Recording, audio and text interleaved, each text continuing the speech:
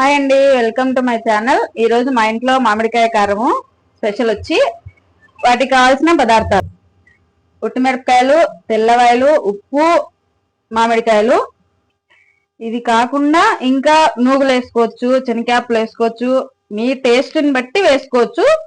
నాకైతే ఇది వేసుకుంటే చాలా ఇష్టం, అందుకే ఇవి మాత్రం నేను వేసుకుంటున్నా.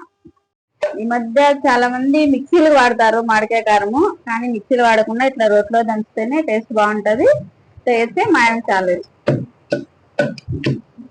ఇట్లా ఒక్కలొక్కలు దంచుకొని నూనెలో వేసుకొని మగ్గించుకుంటే ఆ టేస్ట్ చాలా వేరుగా ఉంటది.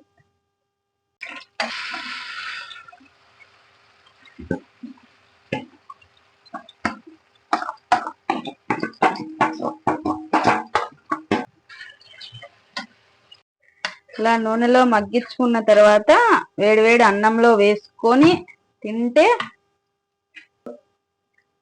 వేడివేడి అన్నంలో పచ్చడి వేసుకొని తింటే ఆ టేస్ట్ వేరే లెవెల్.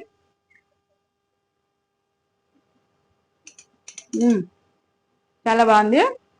ఈ వీడియో మీకు నచ్చినట్టయితే సబ్స్క్రైబ్, లైక్ అండ్ షేర్.